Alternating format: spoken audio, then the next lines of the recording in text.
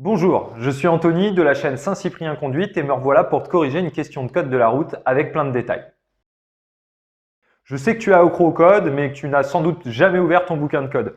Donc ici en vidéo, je vais te donner quelques infos qui vont pouvoir te servir pour bien connaître les règles. Sois attentif jusqu'au bout, tu auras suffisamment d'informations dans cette vidéo pour pouvoir répondre correctement à d'autres questions que tu vas rencontrer. Bon, tu connais, on commence par la question et ensuite on développe sur la correction. Mon allure est adaptée. Réponse A. Je dois ralentir. Réponse B.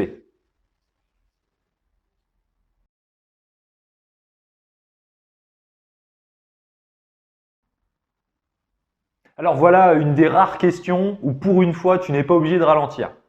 Allez, d'abord on observe la photo. Donc là, tu es tranquillou, sur la voie du milieu d'une voie rapide, certainement en train de dépasser le véhicule blanc qui est devant en direction de ta ville préférée, Saint-Cyprien, où tu espères pouvoir trouver un restaurant ouvert ou au moins un bon plat du Périgord en click and collect. Le Périgord, c'est la meilleure bouffe du monde. Bref, comme je te disais, tu es au calme et devant toi, rien d'alarmant. Les véhicules sont loin et donc les distances de sécurité de 2 secondes, je te rappelle, sont respectées. Donc là, il n'y a pas de danger. Bon, dans le rétro, il y a bien ce mec qui cherche à arriver avant toi. Mais franchement, il est bien sur sa voie et il ne présente pas de danger particulier. Quand soudain, il y a ce putain de panneau là, qui se jette devant tes roues et là, catastrophe, tu ne sais plus quoi faire. Un dilemme se présente à toi et le doute t'habite. 80 km/h, 90 km/h, et toi tu roules déjà à 89 km/h. Alors tu hésites, tu culpabilises d'être sans doute potentiellement un conducteur de type go fast, quoi, un chauffard. Alors pas de panique loulou, regarde le panonceau ici, il s'applique au panneau qui est au-dessus. Tu peux donc garder ton allure car les 80 km/h ne concernent que les véhicules de plus de 3,5 tonnes. Et toi, avec ton permis B, tu ne peux pas conduire un véhicule de plus de 3,5 tonnes. Tu vois, ce sont les bus, les poids lourds par exemple. Bon, j'en profite pour t'expliquer les règles sur les panonceaux. Je vais essayer d'être bref, ouvre grand tes oreilles et tes yeux, je te mets le son et l'image. Comme ça, après cette vidéo, tu auras toutes les informations sur les panonceaux. Alors, c'est pas compliqué. Le panonceau que tu verras concerne le panneau qui est au-dessus de lui. Mais évidemment, tu te doutes bien qu'il y a une exception, sinon ce serait trop simple.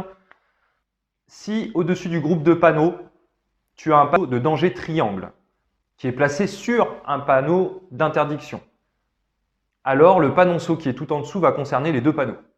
Ça y est, je pense que là je vous ai tous perdus, c'est sûr. Là, c'est sûr, je vous ai tous perdus. Je te donne un exemple ici. Ici, pendant 4,5 km, tu n'as pas le droit de doubler un véhicule sauf un 2 roues sans sidecar. Pour rappel, un sidecar, c'est ça. La limitation à 70 km/h ne te concerne pas puisqu'elle vise les transports de marchandises.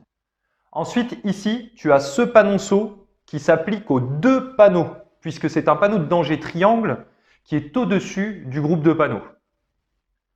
Donc là, le virage dangereux et la limitation à 50 km/h s'appliquent à 200 mètres.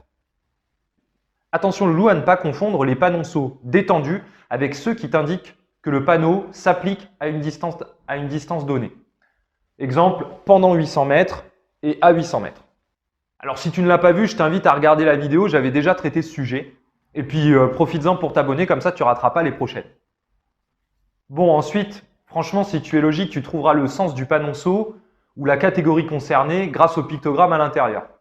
À savoir que le panonceau qui va concerner ta catégorie en voiture, c'est celui-là. Après, il y en a plein d'autres. Je te laisse ouvrir ton bouquin de code et tu verras. Bon, bilan, c'était pas une question difficile. Si tu as apprécié cette petite correction, je te laisse aimer la vidéo. En attendant, reste motivé pour devenir un conducteur autonome et sois aussi curieux que tu peux l'être pour bien comprendre le rôle des règles. Je profite de la vidéo pour remercier tous ceux qui me soutiennent. Les petits textos, les messages de soutien sur les différents réseaux sociaux, ça fait chaud au cœur. Je présente mes meilleurs vœux à tout le monde, évidemment la réussite au permis de conduire, mais tout un tas d'autres bonnes choses et surtout qu'on arrive mieux à vivre avec Monsieur Corona. Je fais une bise à mes élèves, salut!